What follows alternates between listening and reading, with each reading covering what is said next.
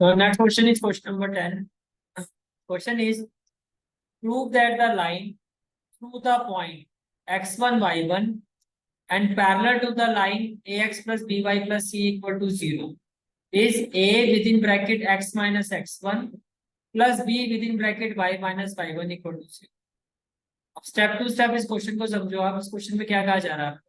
इस क्वेश्चन में आपको ये कहा जा रहा है कि आप प्रूव करो लाइन, कौन सी लाइन जो इस पॉइंट से तो पास हो रही है, लाइन जो इस पॉइंट से पास हो रही है और इस लाइन के पैरेलल है। ध्यान से देखें, आपके पास पासिंग पॉइंट भी है उस लाइन के, और अगर वो लाइन इस लाइन के पैरेलल है तो मेरे पास उसका स्लोप भी है। फिर तो लीनियर इक्वेशन का स्लोप क्या होता है? Minus coefficient of X that is minus A upon coefficient of Y, तो स्लोप भी आ गया और पासिंग पॉइंट भी है। तो पॉइंट स्लोप जो पहला कंसेप्ट हमने पढ़ा था वो क्या था? y minus Y one upon X minus X one equal to slope. जब आप इसको सॉल्व करोगे तो जो इक्वेशन बनेगी वो कुछ आपकी ऐसी बनेगी। आपको प्रूफ करो। पहले बताओ क्वेश्चन क्लियर हो गया, कंसेप्ट क्लियर है? ठीक है, कैसे हम इस क्वेश्चन को अप्रोच करेंगे? सबसे पहले equation of new parallel line. आपको देखो जो जिस लाइन के वो पैरेलल है उस लाइन की इक्वेशन क्या है? ax plus B Y plus C equal to. Previous class में हमने ये समझा था कि अगर दो लाइंस पैरेलल होती है तो उनकी पहचान क्या होती है कि एक्स और वाई का कोफिशिएंट तो सेम होता है। तो जो लाइन इसके पैरेलल है, यानी कि जिसकी बात हम कर रहे हैं, जो हमें प्रूव करना है, वो लाइन का एक्स और वाई का कोफिशिएंट भी यही होगा, ए और बी। डिफरेंस होता है कांस्टेंट का। यहाँ पर प्लस सी है तो यहाँ हमने कांस्टेंट को अलग दिखाने के लिए सी1 ले लिया। अब क्वेश्चन में कहा जा रहा है ये जो लाइन है वो कहां से, किस पॉइंट से पास हो रही है? x1 y। उसका मतलब जो x है उसकी जगह क्या हो जाएगा? x1, और जो y है उसकी जगह क्या आ जाएगा? ये बात भी क्लियर हो गई, ठीक है। Now can I say that a, x की जगह x1 पुट करोगे तो ax1 प्लस b, y की जगह क्या पुट कर दोगे? y1, तो by1 plus c1 equal to 0। मुझे एक बात बताओ, जो आपको प्रूव करना है, क्या आपको कहीं कांस्टेंट दिखाई दे रहे हैं? नहीं दिखाई दे रहा ना। ए है, बी है, कोफिशिएंट है एक्स माइनस एक्स, कहीं सी तो कहीं नहीं दिखाई दे रहा। कांस्टेंट की तो कोई बात ही नहीं है इस इक्वेशन में। इसका मतलब जो मेरा C1 है मुझे इसकी जरूरत नहीं, तो C1 की जरूरत नहीं है। तो आप क्या कर सकते हो? C1 की value in terms of X और वाई निकाल सकते हो। कैसे? Plus A X one right hand side में जाएगा तो क्या हो जाएगा? Minus A X one, plus B Y one right hand side पे जाएगा तो क्या हो जाएगा? Minus B Y. ये बात समझ में आ गई? क्लियर है यहाँ तक? ठीक है। Now equation of new parallel lines जो हमारे हिसाब से क्या थी? ax1 plus by1 plus c1 equal to 0। आप इस c1 की जगह क्या पुट कर दोगे? Minus ax1 minus by1। ये बात समझ में आ रही है? में इक्वेशन जो थी आपकी वो क्या थी जो आपने कंसीडर किया था? वो यही थी ना आपकी। Let us assume that equation of new parallel line is ax plus by plus c1 equal to. तो equation of new parallel line अब क्या हो जाएगी? ax प्लस by तो एज इट इज आ जाएगा, लेकिन c1 की जगह अब क्या आ जाएगा? Minus ax1 minus. ये बात समझ में आ रही है? ये क्लियर हो गया भाई? हमने ये अज्यूम किया था कि equation of new parallel line क्या है? ax plus by plus c1 equal to. लेकिन अब हम इस c1 की जगह क्या पुट कर देंगे? माइनस ax1 और माइनस by। इतनी बात समझ में आ रही है? तो क्या आप एग्री करते हो कि equation of new parallel line फिर क्या हो जाएगी? ax प्लस by, और C1 की जगह क्या आ जाएगा? Minus ax1 minus by1। ये बात समझ में आ रही है? ठीक है। जब आप इसको सॉल्व करोगे पहले देखो कॉमन क्या आएगा? ax माइनस ax, इसमें से कॉमन क्या आ जाएगा? a, तो ब्रैकेट में क्या आ जाएगा? x minus x1। एग्री करते हो? प्लस by और माइनस by1, इसमें से कॉमन क्या आ जाएगा? b, तो ब्रैकेट में क्या आ जाएगा? y माइनस 5 इक्वल टू क्या हो जाएगा? तो यही आपको देख सकते हो, यही आपको क्या करना था। समझ में आ गया? ठीक है। Two lines passing through the point 2, 3 intersect each other at an angle of 60 degree. It means दो लाइंस है, इंटरसेक्ट कर रही है, और इंटरसेक्ट किस पॉइंट पर कर रही है? 2, 3, तो कॉमन पॉइंट है। कॉमन पॉइंट का मतलब इंटरसेक्टिंग पॉइंट है, और इनके बीच में जो एंगल है वो कितना है? 60 डिग्री। कितना है? 60 degree. If the slope of one line is 2, मान लो इस लाइन का जो स्लोप है दैट इज m1, वो 2 के इक्वल है। सेकंड लाइन का स्लोप हमें नहीं पता, हम इसको क्या ले लेंगे m। तो आपको इसकी इक्वेशन फाइंड करनी है जिसका स्लोप m है। याद है हमने फॉर्मूला पढ़ा था, अगर दो लाइन का स्लोप हमें पता हो तो tan alpha equal to modulus, क्या पढ़ा था, tan alpha is equal to modulus m2 minus m1 upon 1 plus m1 m। ये हमने फॉर्मूला पढ़ा था। टेन अल्फा की ये वैल्यू होती है, अल्फा की वैल्यू गिवन है आपको क्या है 60 डिग्री, m1 की वैल्यू क्या है 2। सिर्फ m2 की वैल्यू नहीं पता ना हमें, हम फाइंड कर सकते हैं। मेरी बात समझ में आ रही है, ठीक है। तो अभी तक जो आपने समझा वो ये समझा आपने, देखो दिस इज द फिगर, दो लाइन है जिनका इंटरसेक्टिंग पॉइंट क्या है 2, और इनके बीच पे जो एंगल है वो कितना है 60 डिग्री। एक लाइन का स्लोप से स्लोप ऑफ ए बी वो आपको गिवन है दैट इज 2। दूसरी लाइन का स्लोप हमें नहीं पता, इसको हमने क्या ले लिया है according to the question angle between the lines, इन लाइन के बीच में जो एंगल है अकॉर्डिंग टू द क्वेश्चन इन दोनों लाइंस के बीच में जो एंगल है वो कितना है 60 डिग्री। तो एंगल बिटवीन द लाइन कितना हो गया 60 डिग्री। तो फॉर्मूला क्या था, tan alpha equal to modulus m2 minus m1 upon 1 plus m1 m2, yes और नो, ठीक है। अब आप ये देखो कि अल्फा की वैल्यू क्या है 60 डिग्री, तो अल्फा की जगह क्या आ जाएगा 60 डिग्री। ये बात समझ में आ रही है, ठीक है। Then m2 minus m2, m2 आपका एज इट इज हो जाएगा माइनस m1, m1 की जगह क्या आ जाएगा 2, m1 की जगह क्या हो जाएगा 2, 1 प्लस फिर m1 की जगह क्या हो जाएगा 2 और m। क्या इतनी बात समझ में आ रही है, ये क्लियर हो गया आपको, ठीक है। अब आगे देखो tan 60 की वैल्यू क्या होती है, tan 60 की वैल्यू इधर पहले तो हमने वैल्यू पुट कर दी, m1 की जगह क्या आ जाएगा 2, m1 की जगह क्या आ जाएगा 2। ये बात समझ में आ रही है, ठीक है। तो tan 60 की वैल्यू होती है रूट। जब आपको ये भी पता है जैसे आप मॉडुलस साइन यहाँ से रिमूव करोगे तो इक्वल टू में जो वैल्यू आएगी वो प्लस और माइनस, बेसिकली ये क्या हो जाएगा plus minus root three equal to after removing the modulus sign m2 minus 2 upon 1 plus 2। क्या ये बात समझ में आ रही है, ठीक है। अब देखो यहाँ पर दो साइन आ रहे हैं पॉजिटिव और नेगेटिव, एक आ रहा है पॉजिटिव और एक आ रहा है नेगेटिव, तो दो ही क्वेश्चन आएगी। एक ही क्वेश्चन आएगी आपकी जब वैल्यू आप लोगे रूट, तो जब मैं पॉजिटिव साइन लेता हूँ यानी कि रूट थ्री, तब वैल्यू क्या आएगी देखो, अगर मैं रूट थ्री को इसके साथ क्रॉस मल्टीप्लाई करता हूँ तो क्या होगा root three with in bracket 1 plus 2m2 equal to क्या हो जाएगा m2 माइनस 2, यस और नो। ये बात समझ में आ रही है, ठीक है। देन देखो रूट थ्री को 1 से मल्टीप्लाई करोगे क्या हो जाएगा रूट थ्री, 2m2 को रूट थ्री से करोगे क्या हो जाएगा 2 रूट थ्री, और साथ में क्या हो जाएगा m2 इक्वल टू में क्या हो जाएगा m2 माइनस, इक्वल टू में क्या हो जाएगा m2 माइनस। ये बात समझ में आ रही है, ठीक है। Now what we will have, देखो 2 root three m2 plus m2 left hand side में शिफ्ट होगा तो क्या हो जाएगा माइनस m2 इक्वल टू में क्या हो जाएगा -2 plus root three right hand side में शिफ्ट होगा तो क्या हो जाएगा माइनस। ये बात समझ में आ रही है तेरे यहाँ तक, ठीक है। अब यहाँ से कॉमन क्या आ जाएगा m2 विद इन ब्रैकेट क्या हो जाएगा 2 root three minus equal to में क्या हो जाएगा -2 और माइनस। ये बात क्लियर है, ठीक है। नाउ जब आप इसको सॉल्व करोगे तो देखो क्या आ जाएगा आपके पास, ये मल्टीप्लाई हो रहा है यहाँ जाके क्या हो जाएगा डिवाइड, तो m2 इक्वल टू क्या हो जाएगा -2 minus root three upon 2 root three minus. ये बात समझ में आ रही है, ठीक है, क्लियर है।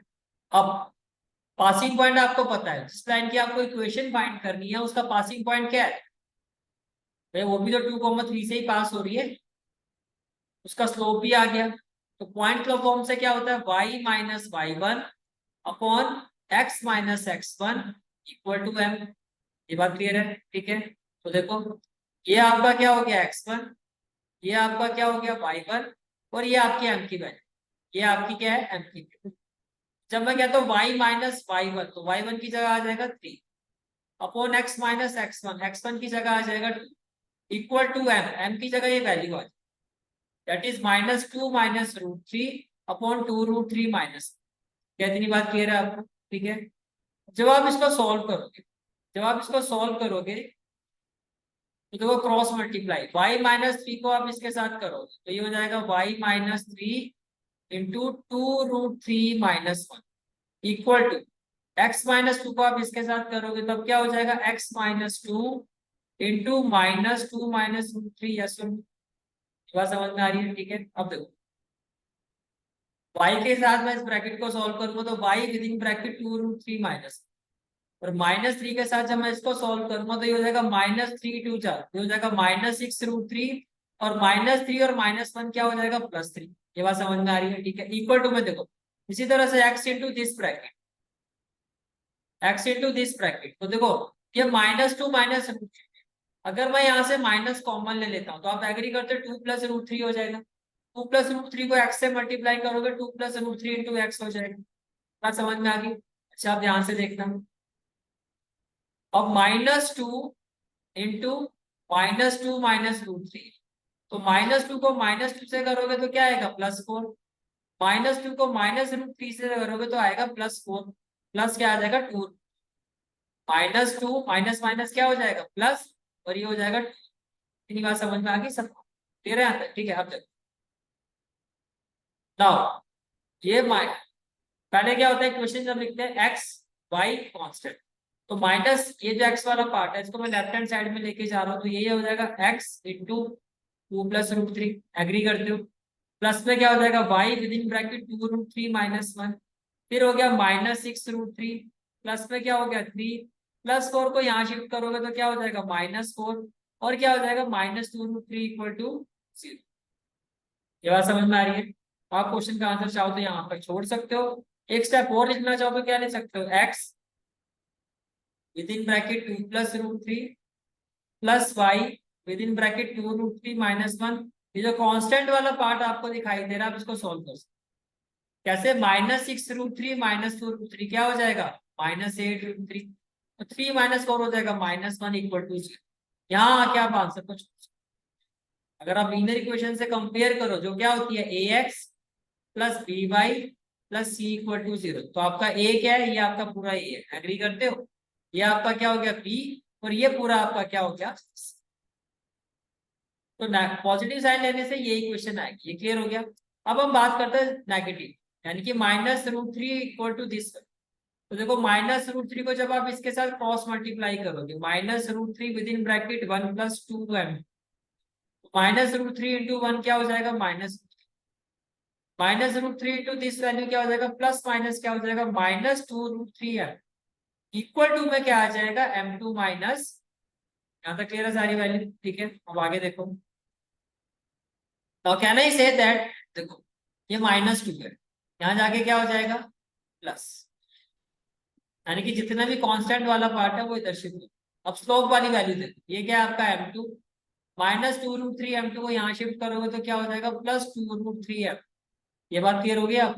ठीक है, क्या हो जाएगा, टू माइनस रूट थ्री, यहाँ से अगर मैं एम टू कॉमन लेता हूँ तो क्या हो जाएगा, one plus two root three, ये प्रोडक्ट फॉर्म में है, लेफ्ट हैंड साइड में जाएगा तो क्या हो जाएगा, डिविजिबल पोजीशन पर आ जाएगा।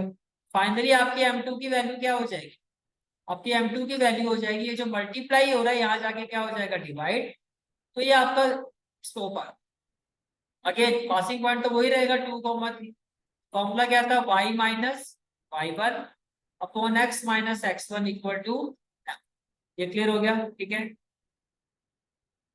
अब देखो ये क्या है आपका x1 और ये क्या है आपका y, तो y माइनस वाई वन उसकी जगह क्या हो जाएगा, three upon X minus X one की जगह क्या हो जाएगा, two equal to M, M की जगह क्या आ जाएगा, two minus root three upon one plus to.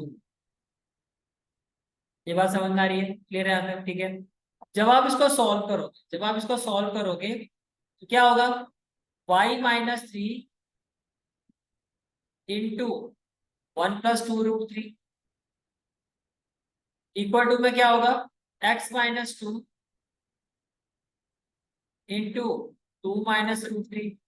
क्या ये वैल्यू समझ में आ गई आपको? क्लियर है यहाँ तक? ठीक है, चलो जी आगे चलते हैं। Now can I say that, जब मैं इसको मल्टीप्लाई करूंगा y into one plus two root three, clear हो यहाँ तक? ठीक है, माइनस थ्री को वन से करोगे तो क्या होगा, माइनस थ्री, और प्लस माइनस क्या हो जाएगा, माइनस सिक्स रूट, ऐसे equal to X into this value, 2 minus root three, और -2 को 2 से करोगे तो क्या हो जाएगा -4, -2 इंटू -√3 क्या हो जाएगा +2। इसमें कोई डाउट क्लियर है यहाँ तक? ठीक है, तो अब देखो x का कोएफिशिएंट देखो यहाँ ऑलरेडी पॉजिटिव है, वैल्यू को हम यहाँ शिफ्ट करें तो ये पूरी वैल्यू यहाँ शिफ्ट होगी तो क्या हो जाएगा -y with in bracket 1+2√3।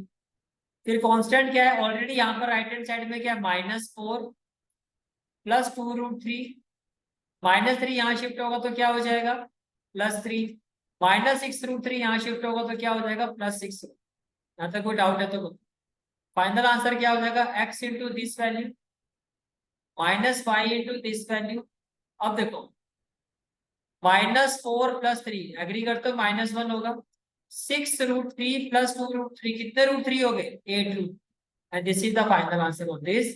Clear हो गया क्वेश्चन? ठीक है, question number 12 is find the equation of the right bisector of the line segment joining the point 34 and -1। आपको कहा जा रहा है एक लाइन सेगमेंट है जिसके एंड पॉइंट्स क्या है, एक तरफ मान लेते हैं पॉइंट है आपका 3,4, दूसरी तरफ जो पॉइंट है आपका वो क्या है -1। इस लाइन का राइट बाइसेक्टर का मतलब परपेंडिकुलर बाइसेक्टर। राइट बाइसेक्टर का मतलब क्या हो गया परपेंडिकुलर बाइसेक्टर। परपेंडिकुलर बाइसेक्टर का मतलब एग्री करता हूँ कि अगर ये पॉइंट ए है आपका और ये पॉइंट बी है और इसको अगर मैं कहता हूँ पॉइंट बी तो पी इसका क्या होना चाहिए मिड पॉइंट, कि मैंने कहा परपेंडिकुलर बाइसेक्टर। तो आपको ये जो लाइन दिखाई दे रही है जिसको मैं रेड कलर से शो कर रहा हूँ ये वाली लाइन, आपको इसकी इक्वेशन फाइंड कर। तो पहले मुझे बताओ क्या आप पॉइंट पी के कोऑर्डिनेट्स फाइंड कर सकते हो? अगर पी मैं कह रहा हूँ इस लाइन का मिड पॉइंट है तो क्या आप इसके कोऑर्डिनेट्स फाइंड कर सकते हो? आप कर सकते हो मिड पॉइंट फॉर्मूला से। तो आपके पास पी के कोऑर्डिनेट आ जाए, आपके पास पी के कोऑर्डिनेट आ जाएंगे। अच्छा, क्या आप इस लाइन का स्लोप फाइंड कर सकते हो? पहले तो आप इस लाइन का स्लोप फाइंड कर सकते हो। अगर दो कोऑर्डिनेट्स पता हो हमें किसी लाइन के तो उसका स्लोप क्या होता है y2 - y1 upon x2 - x1। मान लेते हैं इस लाइन का ये जो स्लोप आया इसकी वैल्यू क्या है m, और जो आपको जिस लाइन की इक्वेशन फाइंड करनी है इसके स्लोप को हम ले लेते हैं। मुझे ये बताओ m1 और m2 के बीच में क्या रिलेशन है? m1 into m2 equal to -1 होगा, ये सही बात है। तो यहाँ से आपके पास किसकी वैल्यू आ जाएगी m2 की वैल्यू m2 की वैल्यू आ जाएगी, और ये जो लाइन जिस पॉइंट से पास हो रही है उसके कोऑर्डिनेट्स भी आ गए। अब इक्वेशन कैसे निकालोगे? पॉइंट स्लोप फॉर्म, जो क्या होता है आपका y - y1 equal to m x - x1। Yes और नो? समझ में आ गया क्वेश्चन को कैसे अप्रोच करना है? First of all this is the figure according to the question, ये वो लाइन सेगमेंट है जिसके परपेंडिकुलर बाइसेक्टर की आपको इक्वेशन फाइंड करनी है। इसकी इक्वेशन फाइंड करनी है परपेंडिकुलर बाइसेक्टर, जिसको हमने क्या ले लिया CD। राइट बाइसेक्टर का मतलब होता है परपेंडिकुलर बाइसेक्टर, तो बाइसेक्टर का मतलब ये जो P है हमारा वो मिड पॉइंट होगा। ये P क्या है हमारा मिड पॉइंट, ये भूल जाए। P के आपने कोऑर्डिनेट फाइंड कर सकते हो, आपको पता है ये मिड पॉइंट है। अगर P मिड पॉइंट है तो P के कोऑर्डिनेट्स कैसे फाइंड करोगे? By using mid point formula, जो आपका क्या होता है x1 + x2/2 y1 + y2/2। x1 की जगह क्या आ जाएगा 3, x2 की जगह क्या आ जाएगा -1/2, y1 की जगह क्या आ जाएगा 4, y2 की जगह क्या आ जाएगा +2/2। अब देखो 3 - 1 कितना हो जाएगा 2, 2/2 क्या हो जाएगा 1, 4 + 2 कितना हो गया 6, 6/2 क्या हो जाएगा 3। तो अब आपको समझ में आ गया कि पॉइंट पी के कोऑर्डिनेट्स कैसे आए हैं, ये बात क्लियर होगी? ठीक है, अब हम बात करते हैं स्लोप ऑफ दिस लाइन, जो आप इजीली फाइंड कर सकते हैं। क्या होगा y2, देखो स्लोप ऑफ AB है तो AB का मतलब क्या हो गया y2 - y1 that is 2 - 4 upon x2 - x1 that is -1 - ये भी क्लियर हो गया पॉइंट? ठीक है, 2 - 4 का मतलब क्या हो गया 2 - 4 का मतलब हो गया -2 -4 का मतलब क्या हो गया -2, और -1 - 3 का मतलब क्या हो गया माइनस से माइनस कैंसिल हो गया, तो आपके पास स्लोप ऑफ AB आ गया, कितना आ गया 1/। स्लोप ऑफ ए बी कितना आ गया 1/2। अब यहाँ से मुझे बताओ अगर इस लाइन का स्लोप 1/2 है, इसका स्लोप मैं ले लेता हूँ m2, और ये हमारा क्या था m। तो आप एग्री करते हो m1 इंटू m2 -1 होगा, परपेंडिकुलर है। जो m1 है आपका उसकी वैल्यू क्या है 1/2 इंटू क्या हो जाएगा m2 equal to minus, m2 की वैल्यू क्या हो जाएगी -1, 1/2 वहां शिफ्ट होगा तो 2, दैट इज -2। तो जिस लाइन का मुझे स्लोप फाइंड करना है, जिस लाइन की इक्वेशन फाइंड करनी है, उसका स्लोप कितना आ गया -2, और किस पॉइंट से पास हो रही है वो भी आ गया 1,3। इतनी बात समझ में आ गई, दिमाग क्लियर होगी। अच्छा आप देखो इसका स्लोप कितना आ गया माइनस। अब स्लोप और ये पॉइंट तो क्या होता है y minus y1 upon x minus x1 equal to slope. अब y माइनस y1 की जगह क्या आ जाएगा 3 अपॉन x माइनस x1 की जगह क्या हो जाएगा 1 इक्वल टू m की जगह हो जाएगा माइनस। ये बात समझ में आ रही है, ठीक है। अब क्रॉस मल्टीप्लाई करो तो y माइनस 3 इक्वल टू क्या हो जाएगा -2 और x माइनस। बस इसको सिंप्लीफाई करके जो आएगा वो आपका फाइनल आंसर। ये बात समझ में आ रही है, ठीक है। तो ऑफ सी डी हमने फाइंड किया था, कितना आया था -2 आया था। कितना आया था -2 आया था। Equation of C D, passing point आपको गिवन है, क्या थे 1,3। स्लोप की वैल्यू क्या आ गई माइनस, फॉर्मूला क्या था, ये हो गया आपका x1, ये हो गया y। तो y माइनस y1 की जगह क्या हो जाएगा 3 अपॉन x माइनस x1 की जगह हो जाएगा 1 इक्वल टू में स्लोप की वैल्यू क्या -2, तो इक्वल टू में क्या हो गया माइनस। ये बात समझ में आ रही है, ठीक है। जब आप इसको सॉल्व करोगे तो क्या हो जाएगा y minus 3 equal to -2, cross multiply करोगे तो -2 with in bracket x -2 into x क्या हो जाएगा -2x, और -2 इंटू -1 क्या हो जाएगा +2। क्या इतनी बात समझ में आ रही है, ठीक है। अब x का कोफिशिएंट हमें क्या करना है पॉजिटिव, तो -2x को मैं यहाँ शिफ्ट करूंगा तो ये हो गया 2x प्लस y, देखो -3 है, +2 यहाँ शिफ्ट होगा तो क्या हो जाएगा -5। This is the final answer of this. Is it clear, ठीक है। Next question is question number 13। Find the coordinates of the foot of the perpendicular from the point -1,3 to the line 3x - 4y - 16 equal to 0। वो सबसे पहले आप इसकी figure को समझो। Figure आप ऐसे समझो इसकी, तो आपको कहा जा रहा है फुट ऑफ द परपेंडिकुलर से दिस इज द परपेंडिकुलर, और ये लाइन है।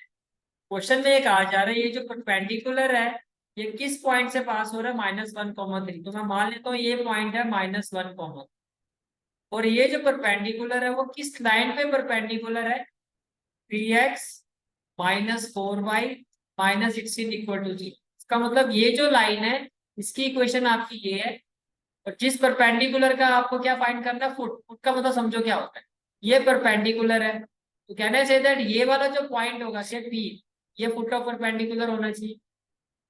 भाई अगर ये परपेंडिकुलर है तो उसका जो बॉटम पॉइंट है यही तो होगा फुट ऑफ परपेंडिकुलर।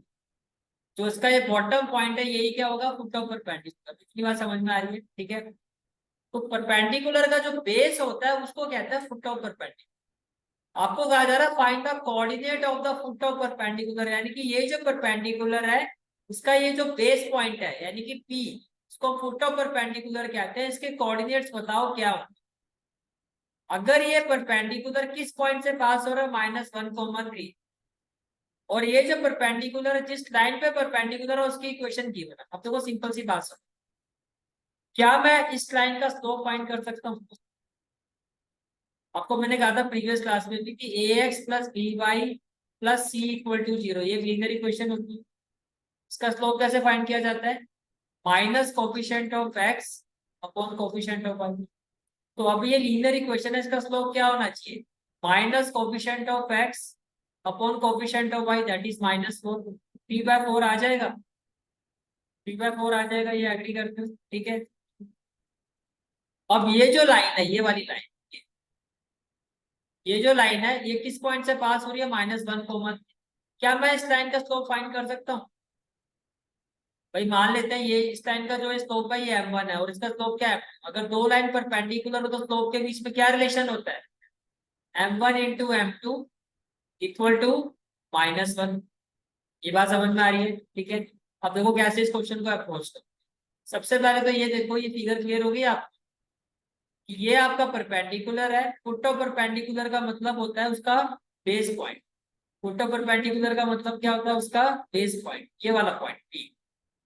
हमें से कोऑर्डिनेट्स फाइंड करना है और हमने मान लिया कि इसके जो कोऑर्डिनेट्स है वो पी कॉमा क्यू है, तो आपको ये वैल्यू फाइंड कर, पहले बताओ इतनी बात क्लियर है, ठीक है। अकॉर्डिंग टू द क्वेश्चन ये परपेंडिकुलर किस पॉइंट से पास हो रहा है, -1, 3, और जिस लाइन पर ये परपेंडिकुलर है इसकी इक्वेशन क्या है, 3x - 4y - 16 = 0। फिगर क्लियर होगी, क्लियर है सबको, ठीक है। अब देखो, तो हमने क्या एज्यूम कर लिया कि let the foot of perpendicular, ये जो परपेंडिकुलर है इसका जो ये फुट है वो क्या है, इसका जो पॉइंट है वो क्या है, तो परपेंडिकुलर क्या है, पॉइंट बी। इसके कोऑर्डिनेट क्या है, टी कॉमा, बात क्लियर है, ठीक है। अब एपी का स्लोप, एपी का स्लोप अगर मान लो पी क्यू है तो 2 पॉइंट्स है आपके पास।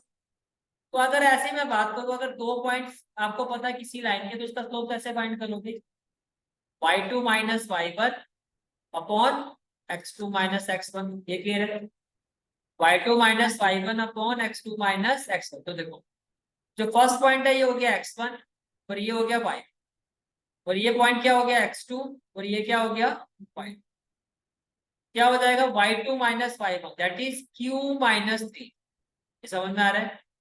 x2 - x1 that is p, और माइनस माइनस क्या हो जाएगा, +1, तो p+1। ये पॉइंट भी क्लियर हो गया, ठीक है। और लाइन का स्लोप, लीनियर इक्वेशन का स्लोप तो बहुत सिंपल होता है, minus coefficient of x that is -3 upon coefficient of y जो यहाँ पर कितना माइनस, तो ये तो डायरेक्टली आ गया मेरा 3/4। तो यहाँ तक कोई डाउट है तो बताओ, यहाँ तक समझ में आ गई सारी बात, ठीक है। अब देखो ए बी जो है वो किसके परपेंडिकुलर होगा, सी डी के परपेंडिकुलर होगा। ए बी अगर सी डी के परपेंडिकुलर है तो इनके स्लोप के बीच में क्या रिलेशन होगा कि m1 × m2 will be equal to -1। ये एग्री कर दो, m1 × m2 क्या होगा, इक्वल टू -1। तो m1 की जगह आपने m1 की वैल्यू पुट कर दी which is q - 3 upon p+1। m2 की जगह आपने वैल्यू पुट कर दी 3/4 और इक्वल टू क्या हो जाएगा आपका -1। यहाँ तो समझ में आ रहा है, ठीक है। आप देखो जब आप इसको सॉल्व करोगे, 3 को आप q के साथ मल्टीप्लाई करोगे क्या होगा, 3q, और 3 को -3 से मल्टीप्लाई करो तो -4 को p के साथ मल्टीप्लाई करो तो 4p, और 4 को +1 के साथ करोगे +4 इक्वल टू क्या हो जाएगा -1। ये बात समझ में आ रही है, ठीक है। अब आगे देखो, बाय सॉल्विंग दिस 4p + 4 को -1 से मल्टीप्लाई करोगे तो क्या होगा, 4p × -1 -4p, 4 × -1 क्या हो जाएगा माइनस, इसी क्लियर, ठीक है। जब आप इसको सॉल्व करोगे तो यहाँ से इक्वेशन बनती है -4p, यहाँ के क्या हो जाएगा +4 +3q, -4 और -9, -4 को जब मैं यहाँ शिफ्ट करूंगा तो -9 + 4 ये क्या हो जाएगा -5 = 0। और ये आपके पास फर्स्ट इक्वेशन आ गई। यहाँ तक कोई डाउट है तो बताओ, क्लियर है यहाँ तक, ठीक है। अब यहाँ पे देखो आपको p और q फाइंड करना, दो वेरिएबल है, दो इक्वेशन चाहिए, एक आ गई, एक इक्वेशन आ गई, ठीक है। Now can I say that ये जो पॉइंट बी है, ये जो आपका पॉइंट बी है ये इस लाइन पर लाई कर रहा है नहीं कर रहा। अगर कोई पॉइंट किसी लाइन पर लाई करता है तो वो पॉइंट उस लाइन को क्या करता है, सेटिस्फाई करता है। वो सेटिस्फाई करने का मतलब x की जगह क्या पुट कर दोगे p, तो क्या हो जाएगा 3p, y की जगह क्या पुट कर दोगे q, तो क्या हो जाएगा -4q। तो दो इक्वेशन आ गई। दूसरी इक्वेशन कैसे आई, ये जो पॉइंट है वो इस लाइन पर लाई कर रहा है, तो ये पॉइंट इस लाइन की इक्वेशन को क्या करेगा, सेटिस्फाई करेगा। बात समझ में आ रही है, ठीक है। जैसे आपने सेटिस्फाई करना है आपके पास दो इक्वेशन, समझ में आ गया, ठीक है। अब जो फर्स्ट इक्वेशन थी वो क्या है, 4p + 3q - 5 = 3। और सेकेंड इक्वेशन क्या आई है, 3p - 4q - 16 = 0। तो यहाँ पर क्या आप लगा देंगे, एलिमिनेशन। तो ये जो फर्स्ट इक्वेशन है इसको हमने मल्टीप्लाई कर दिया 3 से, ये जो सेकंड इक्वेशन है इसको मल्टीप्लाई कर दिया हमने 4 से। ये बात समझ में आ रही है, ठीक है। अब देखो 4 3 क्या होगा 12p, क्या हो जाएगा 4 3 12, तो ये हो जाएगा आपका 12। फिर 3 3 क्या हो जाएगा 9q, और 3 × -5 क्या हो जाएगा -15 = 0। फर्स्ट इक्वेशन इसमें कन्वर्ट होगी, ये बात क्लियर है, ठीक है। इसके बाद आ जाओ सेकंड इक्वेशन को देखो, 4 3 क्या हो जाएगा 12p, 4 इंटू -4 क्यू क्या हो जाएगा -16 क्यू, और 4 इंटू -16 क्या हो जाएगा -64 इक्वल टू 0। यहाँ तक कोई डाउट है तो बताओ, क्लियर है यहाँ तक? ठीक है, जब आप इसको सॉल्व करोगे, देखो ये कोफिशिएंट सेम, लेकिन दोनों प्लस में है, तो क्या करूंगा, पूरी इक्वेशन से माइनस कॉमन, प्लस का क्या हो जाएगा माइनस, माइनस का क्या हो जाएगा प्लस, और माइनस का क्या हो जाएगा प्लस, और इक्वल टू में क्या हो जाएगा 0। तो 12p से 12p कैंसिल, +16 और +9 कितना हो जाएगा +25, और 64 -15 कितना हो जाएगा +49 इक्वल टू क्या हो जाएगा 0। ये बात समझ में आ रही है? जब आप q की वैल्यू फाइंड करोगे तो वो क्या आएगी आपकी -49/25। जो भी वैल्यू आएगी इसको फर्स्ट इक्वेशन में पुट कर देंगे, फर्स्ट इक्वेशन में पुट कर देंगे। फर्स्ट इक्वेशन क्या थी हमारी, फर्स्ट इक्वेशन है हमारी 4p + 3q -5 equal to 0। Q की जगह आप क्या पुट कर दोगे -49/25। बात समझ में आ रही है? ठीक है, 3 इंटू -49 क्या होगा -147 अपॉन में क्या होगा 20। ये भी क्लियर हो गया? ठीक है, अब देखो राइट हैंड साइड पे शिफ्ट करता हूँ, ये माइनस है तो यहाँ जाके क्या हो जाएगा प्लस, -5 भी यहाँ जाके क्या हो जाएगा आपका प्लस। ज्यादा कोई डाउट है तो बताओ, क्लियर है यहाँ तक? ठीक है, जब आप इसको सॉल्व करोगे यहाँ से एलसीएम क्या आएगा, यहाँ से आपका एलसीएम आ जाएगा 25, तो ये हो जाएगा 147। 25 इंटू 5 कितना हो जाएगा 125। ये बात समझ में आ रही है? क्लियर है यहाँ तक? ठीक है, finally what we will have, तो आप सॉल्व करोगे 147 + 125 ये हो जाएगा 270, डिवाइडेड बाय क्या हो गया 25 इक्वल टू में क्या हो गया 4। ये भी क्लियर हो गया? 4 से देखो, अब कहने से that p will be equal to 272/25। ये मल्टीप्लाई हो रहा है, यहाँ के क्या हो जाएगा डिवाइड। अब देखो 4 6 या 24 और 4 8 या 32, तो p की वैल्यू क्या आ गई 68/25 आ गया क्या वैल्यू। तो p भी आ गया, तो आपने पहले फाइंड कर लिया था। तो फुट ऑफ परपेंडिकुलर के जो कोऑर्डिनेट्स होंगे वो क्या होंगे 68/25, -49/20। This is a very important, is it clear?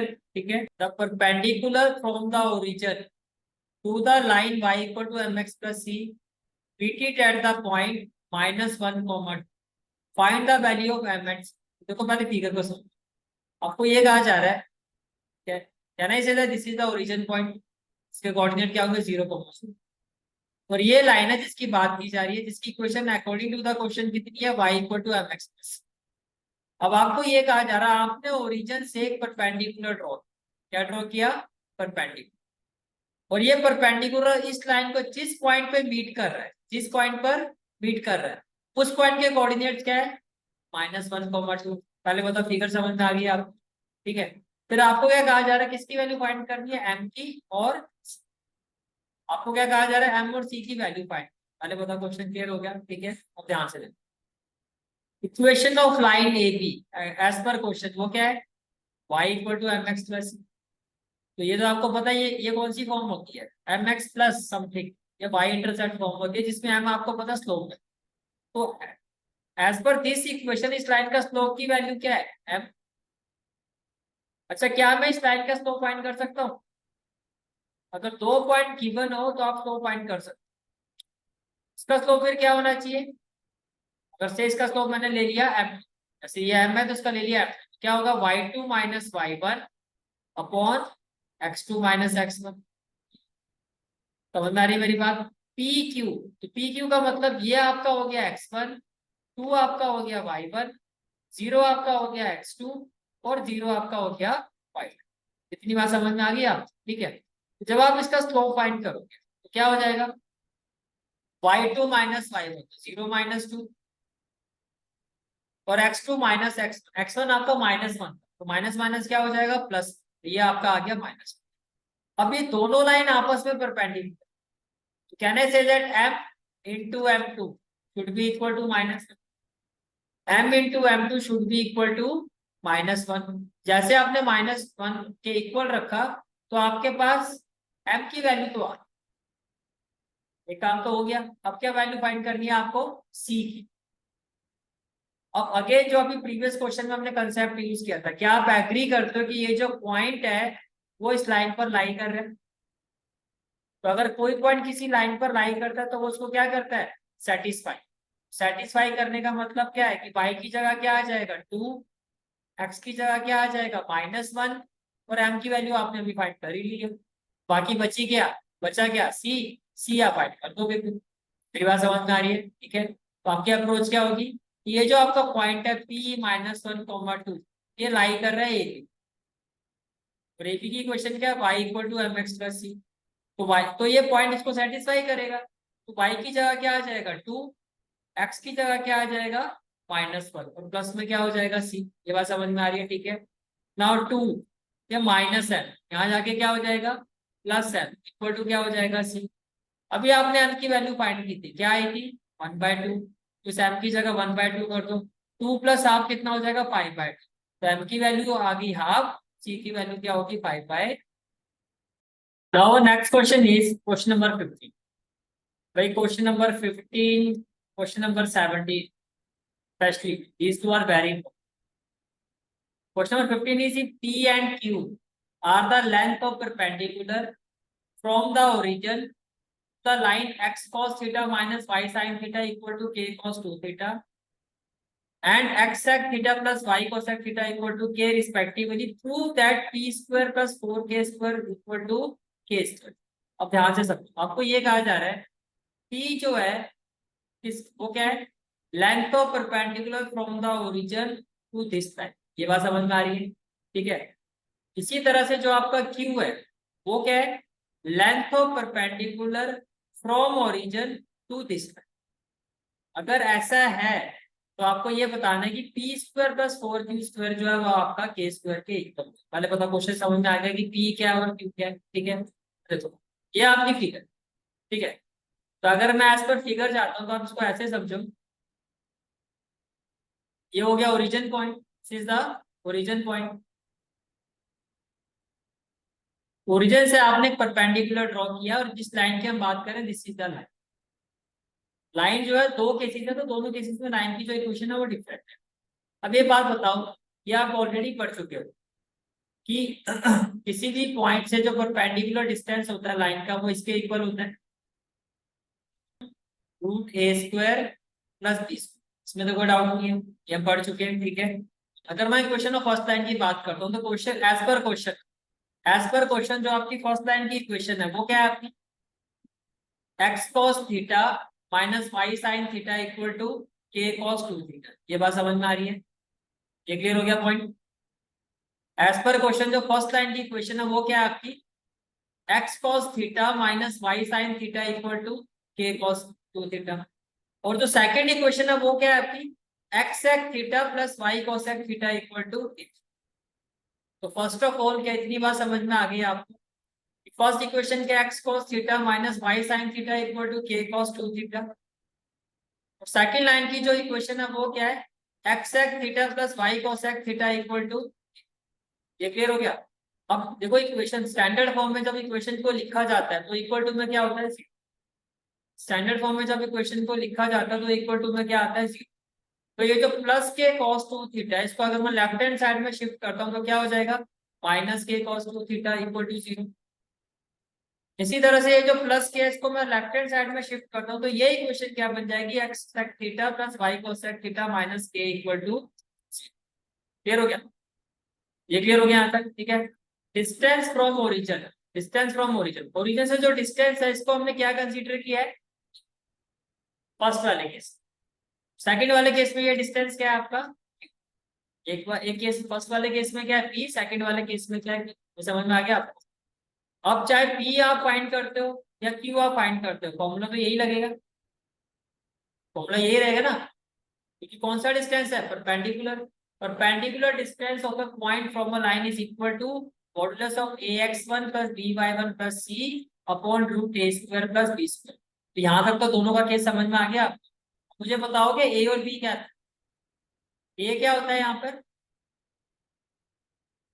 Coefficient of x, very good. तो a की वैल्यू क्या हो जाएगी, cos theta. What about b, minus y sin theta.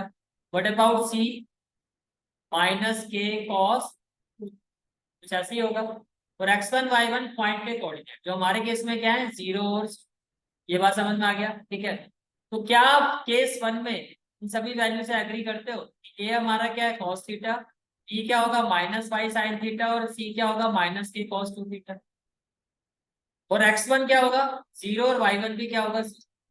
तो जो p की वैल्यू है, p की वैल्यू जब आप यहाँ पे पुट करोगे, यानी put this value in place of A, we will put in place of A we will put cos theta, into जब आप x1 करोगे तो ये पूरा जीरो ही नहीं हो जाएगा, तो ये वैल्यू भी जीरो हो जाएगी। ऐसे देखो minus sine theta into zero करोगे, ये भी जीरो हो जाएगा। लेकिन जब आप c की वैल्यू पुट करोगे तो ये हो जाएगा माइनस के कॉस अपॉन में रूट ए स्क्वायर प्लस बी स्क्वायर। ए स्क्वायर क्या हो जाएगा कॉस थीटा का स्क्वायर, और बी स्क्वायर क्या हो जाएगा साइन थीटा का स्क्वायर। यहाँ तक क्लियर हो गया? अब देखो can I say that p is equal to, क्योंकि मॉडुलस में तो नेगेटिव साइन भी क्या हो जाएगा पॉजिटिव, p की वैल्यू हमारी आ गई k cos 2 थीटा। यहाँ तक कोई भी डाउट है तो पूछ सकते, क्लियर है यहाँ तक? इसी तरह से आप q पर आ जाओ। अब q के केस में मुझे पहले ये बताओ, व्हाट अबाउट a, इस इक्वेशन में a की वैल्यू क्या होगा sec theta, what about b cosec theta, what about c minus, और x1 y1 क्या हो जाएगा 0 0, ठीक है। तो इसमें भी जब आप x1 इंटू ए करोगे तो वो 0 हो जाएगा, जब y1 इंटू पी करोगे तो ये भी 0 हो जाएगा, और c की जगह आ जाएगा माइनस या कौन ए स्क्वायर प्लस, ये समझ में आ गया। p की वैल्यू तो हमारी आ चुकी है क्या, p की वैल्यू हमारी आ गई है k cos 2 थीटा। q के केस में देखो ये माइनस के है, तो माइनस के का मॉडुलस क्या हो जाएगा k, तो q इक्वल टू क्या हो गया k अपॉन में क्या root sec square theta plus cosec square theta. ये बात समझ में आ रही है, ठीक है। अब देखो जो आपको प्रूव करना है, आपको जो प्रूव करना है एज पर क्वेश्चन, वो है आपका पी स्क्वायर प्लस 4 आपको ये प्रूव करना है that p square plus 4 q square equal to k, ये हमें प्रूव करना है। तो अगर मैं आपसे ये कहूँ कि लेफ्ट हैंड साइड क्या है, तो आप क्या कहोगे, left hand side is equal to p square plus 4 q, ये कहोगे। जो आपको प्रूव करना है वो है उसकी लेफ्ट हैंड साइड क्या है, पी स्क्वायर प्लस 4 क्यू। अब p की वैल्यू क्या है, p value of p is k cos 2 theta.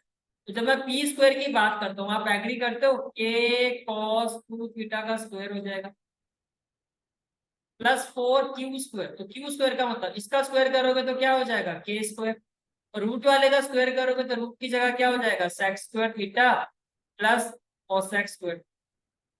तो क्या ये जो वैल्यू आ रही है आप इससे एग्री करते हो? इसका स्क्वायर करूंगा के स्क्वायर, इसका स्क्वायर करूंगा cos square 2, 4 into k square क्या हो जाएगा 4k स्क्वायर, स्क्वायर रूट का आपने स्क्वायर कर दिया तो ये हो गया sec square theta plus cosec square theta. ये बात समझ में आ गई, ठीक है। अब देखो के स्क्वायर और के स्क्वायर मैं कॉमन ले सकता हूँ, तो मैंने के स्क्वायर को क्या ले लिया common. Now we are left with cos square 2 theta, तो ये आ गया cos square plus 4 upon sec square theta plus cosec square theta, yes और नो? क्या आप एग्री करते हो कि आप sec स्क्वायर थीटा को क्या लिख सकते हो 1/cos square theta, cosec square theta को क्या लिख सकते हो 1/sin, इसमें कोई डाउट तो नहीं है, ठीक है। अब सीधा डिनोमिनेटर वाला पोर्शन देखो, ये वाला, ये जब मैं इसको सॉल्व करता हूँ, यानी कि आप सॉल्व कर रहे हो 1/cos square theta plus 1/sin square. जब आप एलसीएम लोगे तो क्या आ जाएगा cos square theta into sine square theta. ये बात समझ में आ रही है, ठीक है। अब देखो साइन स्क्वायर थीटा को 1 से मल्टीप्लाई करोगे तो क्या आएगा साइन, cos स्क्वायर थीटा को 1 से मल्टीप्लाई करोगे तो क्या आएगा cos स्क्वायर थीटा। तो sine square theta plus cos square theta क्या हो जाएगा 1 अपॉन में क्या हो जाएगा cos स्क्वायर थीटा और साइन स्क्वायर थीटा। तो ये जो पूरी वैल्यू है आपका, ये पूरी वैल्यू ये आ गई 1/cos square theta sine square theta. क्या इतनी बात समझ में आ गई आप? अगर कोई डाउट है किसी को तो पूछ सकते, क्लियर है सबको, ठीक है। चलो तो अब देखते, जब आप इस पोर्शन को सॉल्व करोगे ये वाला पोर्शन, तो इसमें देखो ये आपका क्या है, जो डिनोमिनेटर है आपका जब भी न्यूमरेटर में जाएगा तो ये रेसिप्रोकेट हो जाएगा। तो ये जो cos square theta sine square theta है रेसिप्रोकेट होके 4 के साथ आ जाएगा, और ये हो जाएगा 4 cos square theta into sine square. क्या हो जाएगा 4 cos square theta into sine square. इतनी बात समझ में आ रही है, ठीक है। अब देखो क्या मैं इसको इस तरह से ले सकता हूँ, 2 साइन थीटा कॉस थीटा का स्क्वायर। तो वही है, 2 का स्क्वायर क्या 4 साइन थीटा का स्क्वायर साइन स्क्वायर थीटा और कॉस थीटा का स्क्वायर कॉस स्क्वायर थीटा। क्या इतनी बार लॉजिकली समझ में आ रही है आपको? क्या तो ये इस तरह से वैल्यू कर, अब ये आइडेंटिटी होती है 2 साइन थीटा कॉस थीटा, क्या होता है साइन 2 थीटा और पावर में क्या है स्क्वायर है, तो ये हो जाएगा साइन स्क्वायर 2। ये कॉस, बेसिकली क्या हो गया cos square theta plus sine square is equal to 1। तो राइट हैंड साइड जो है हमारी वो क्या आ गई के स्क्वायर, ये तो प्रूव करना था। टी स्क्वायर प्लस 4 के स्क्वायर जो है इट इज इक्वल टू के स्क्वायर, ये देखो टी स्क्वायर प्लस 4 के स्क्वायर इज इक्वल टू के स्क्वायर। बहुत ही ज्यादा इंपॉर्टेंट क्वेश्चन है, समझ में आया कैसे अप्रोच करना है। Distance of point from origin इसका निकालोगे, distance of point from origin इसका निकालोगे, वहां से किसकी वैल्यू निकलेगी पी और क्यू। लेफ्ट हैंड साइड में पुट करोगे, उसको सॉल्व करोगे and it will be equal to k. Question की अप्रोच समझ में आ गई, ठीक है। Question number 16, question is if the in the triangle ABC, इसके वर्टेक्स क्या है A having coordinates 2, 3, B having coordinates 4, -1 and C having coordinates 1, 2। Find the equation and length of the altitude from the vertex A, from the vertex A. तो इस चीज का ध्यान रखना है कि वर्टेक्स ए से जो हम ऑल्टीट्यूड ड्रॉ करेंगे इस ट्राइंगल में, उसकी इक्वेशन फाइंड करनी है और उसका वो ऑल्टीट्यूड की लेंथ क्या है वो हमें फाइंड करना है। तो अगर मैं आपको फिगर में लेके जाऊं, देखो ये वर्टेक्स ए है, सीधा वर्टेक्स ए। तो ये जो आपने ऑल्टीट्यूड ड्रॉ किया जिसको मैं शेड कर रहा हूँ, आपको इस ऑल्टीट्यूड की एक तो इक्वेशन फाइंड करनी है और लेंथ फाइंड करनी है। की बात कर, आपको ये जो एडी लाइन है आपको पता है ना किस पॉइंट से पास हो रही है, 2,3 से। क्या आप बीसी लाइन का स्लोप निकाल सकते हो? निकाल सकते हो, y2 minus y1 upon x2 minus x1। मान लेते हैं वो स्लोप क्या हो जाएगा आपका m, और इसका स्लोप क्या मान लिया हमने m। तो m1 और m2 के बीच में क्या रिलेशन होगा, m1 into m2 equal to क्या हो जाएगा माइनस, इक्वल टू क्या हो जाएगा माइनस। ये एग्री करते हो? यहाँ से आपके पास इस लाइन का स्लोप भी आ जाएगा। स्लोप आ गया, पॉइंट पे गिवन है, क्या वो पॉइंट स्लोप फॉर्म क्या कहती है, y minus y1 upon x minus x1 equal to slope. Slope आपका क्या है, इक्वेशन में निकल जाएगी। इतनी बात समझ में आई। सबसे पहले देखो हमारी जो अप्रोच है, हम कैसे स्टार्ट कर रहे हैं क्वेश्चन को, हम निकाल रहे हैं slope of x1 y1, x1 y1 और ये पॉइंट क्या हो गया x2 और y। तो y2 minus y, minus minus क्या हो जाएगा प्लस, तो ये समझ में आ गया 2 + 1 हो गया। तो ऊपर किसी कैसे निकाल रहे हैं हम, y2 minus y1 upon x2 minus x। x2 की जगह क्या आ जाएगा 1 और x1 की जगह आ जाएगा। तो आपका जो m1 है वो आपका कितना आ गया माइनस, रिलेशन होगा कि m1 इंटू m2 जो है वो -1 के इक्वल होगा। m1 की वैल्यू आपने अभी फाइंड किया -1 आई, तो यहाँ से m2 माइनस से माइनस कैंसिल, तो m2 की वैल्यू भी आ गई। Equation of line AD by इस कौन सा कॉन्सेप्ट लगाऊंगा मैं यहाँ पे, point slope, point slope. Point क्या है 2,3, स्लोप क्या है 1। फॉर्मूला क्या होता है y minus y1 upon x minus x1 equal to क्या हो जाएगा आपका m, यहाँ पर m।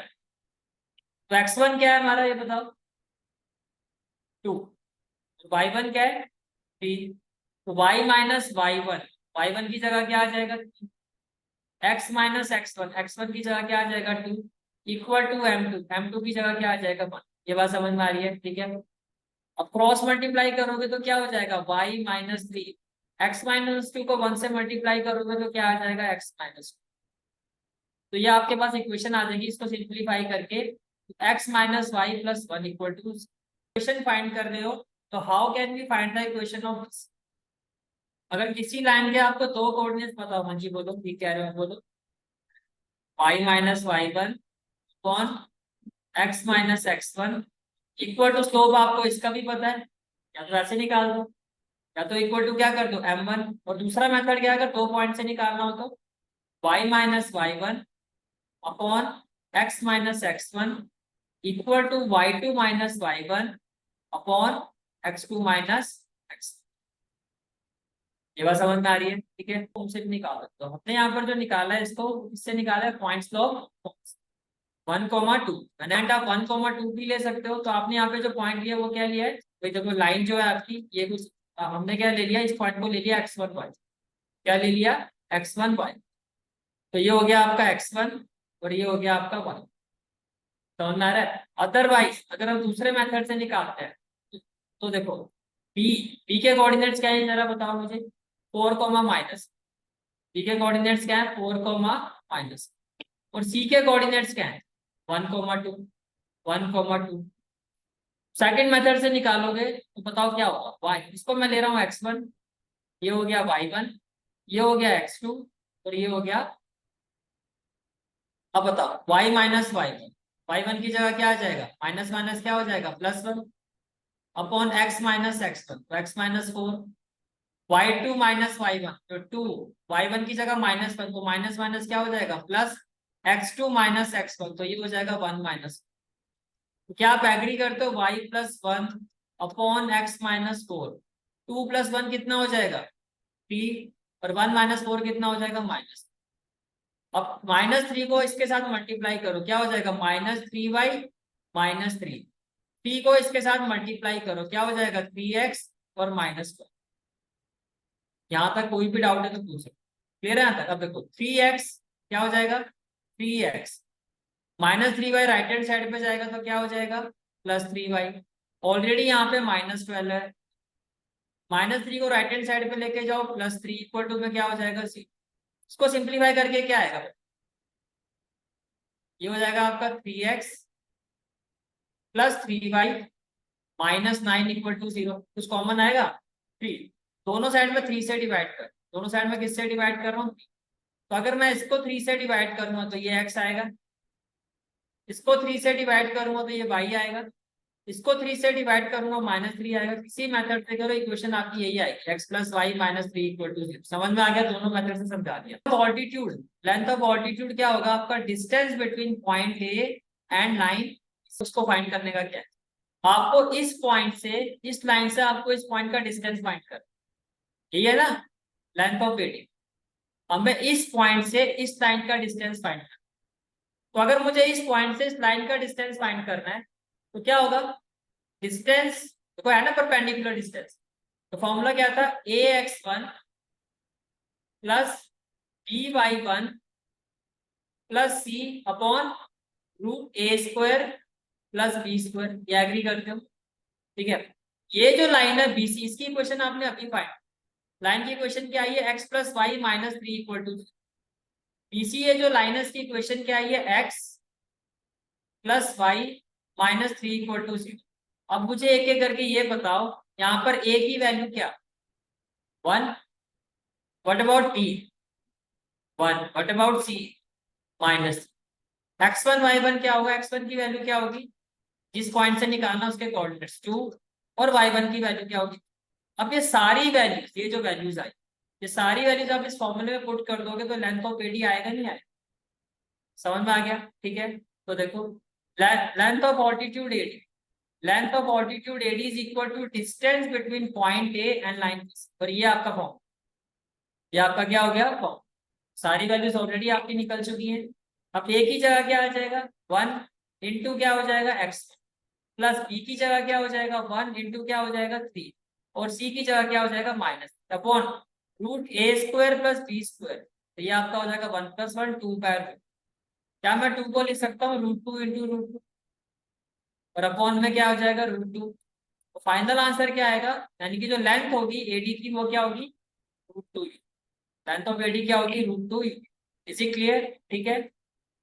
Again very 15, 16, 17, these three are very very very 7. If P is the length of perpendicular from origin to the line whose intercept on the axis are A and B. अगर मैं रफली एक diagram बनाऊं उसको तो आप ऐसे, ये मान लेता हूं ओरिजिन पॉइंट है जिसके कोऑर्डिनेट क्या होंगे? 0, यहां से आपने एक परपेंडिकुलर ड्रॉ किया इस लाइन। अब इस लाइन का जो एक्स इंटरसेप्ट है वो क्या है? ए, यानी कि ये डिस्टेंस क्या हो गया? ए। तो आप एग्री करते हो ये जो पॉइंट होगा, मान लो पॉइंट ए है और इसके कोऑर्डिनेट्स क्या होंगे? a, 0। और y इंटरसेप्ट क्या है इसका p। तो इसका मतलब ये जो पॉइंट है इसके कोऑर्डिनेट्स क्या होने चाहिए 0, p। और ये जो परपेंडिकुलर डिस्टेंस है, ये जो परपेंडिकुलर डिस्टेंस है इसको हमने ले लिया कि p is the length of perpendicular from the origin to the line whose intercept on the axis are a and b, then show that 1 by p square is equal to 1 by a square plus 1 by b square। क्या आप agree करते हो intercept form of line ये होती है x by a plus y by b equal to 1। क्या मैं इसको इस तरह से ले सकता हूँ x into 1 by a plus y into 1 by b plus 1 को यहाँ शिफ्ट करो तो -1 इक्वल टू 0। आपको जो डिस्टेंस फाइंड करना हो डिस्टेंस फ्रॉम ओरिजिन फाइंड, और अकॉर्डिंग टू द क्वेश्चन वो किसके इक्वल है। क्या आप एग्री करते हो ये फॉर्मूला होगा। अब इस इक्वेशन को देख के मुझे बता सकता है ए की वैल्यू क्या होगी। ये कैपिटल ए की वैल्यू क्या हो 1 बाय जो एक्स का कोएफिशिएंट, और कैपिटल बी की वैल्यू क्या होगी 1 बाय बी। सी की वैल्यू क्या होगी -1। ओरिजिन की बात हो रही है तो x1 क्या होगा 0 और y1 क्या होगा 0। ये बात समझ में आ गई। तो ये सारी चीजें क्लियर होगी। अब फॉर्मूले में पुट करो a इंटू x1, अगर मैं इसको 0 से मल्टीप्लाई करूंगा 0 ही तो आएगा। b इंटू y1, इसको मैं 0 से मल्टीप्लाई करूंगा ये भी 0 ही आएगा। c की जगह क्या आ जाएगा आपका -1 अपॉन में रूट ए स्क्वायर प्लस बी स्क्वायर, ये आपका हो जाएगा √1 by a square plus 1 bye. तो इसका मतलब ये हो गया कि जो p है आपकी p की वैल्यू क्या होगी 1 by a square plus 1 bye, ये वैल्यू आ गई आप। ठीक है, अब यहां से देखना क्रॉस मल्टीप्लाई करोगे, यानी कि जैसे मान लो p इंटू 1 है तो p यहाँ आ जाएगा और ये वैल्यू 1 से मल्टीप्लाई होगी कुछ इस तरह से, ये हो जाएगी। अब आपको जो वैल्यू फाइंड करनी है वो देखो क्या आपको फाइंड करना है 1 by P. 1 by p square के लिए मुझे क्या करना होगा squaring both side. 1 by p square के लिए मुझे क्या करना होगा स्क्वेयरिंग बोथ साइड। जब आप स्क्वेयरिंग बोथ साइड करोगे इसको तो क्या हो जाएगा 1 बाय पी का स्क्वायर, 1 बाय पी का स्क्वायर हो जाएगा 1 बाय पी स्क्वायर, और रूट का स्क्वायर करोगे तो रूट हट जाएगा, क्या हो जाएगा 1 by a square plus 1 by b square. And this is the final answer. This समझ में आ गया। और इसके साथ आपकी exercise 9.3। This is for today's class. I hope you like this class, and if you like this class then do like, share and subscribe my channel, and don't forget to press the bell icon। bell icon press करने से क्या होगा जो भी मैं lecture upload करूंगा you will get the notification of that lecture। Thanks for watching this video. जहाँ तक आपके मैथ्स कोर्स की बात है, कंप्लीट मैथमेटिक्स कोर्स की जो प्लेलिस्ट का लिंक है वो आपको डिस्क्रिप्शन सेक्शन में मिल जाएगा। So bye, take care and have a great day.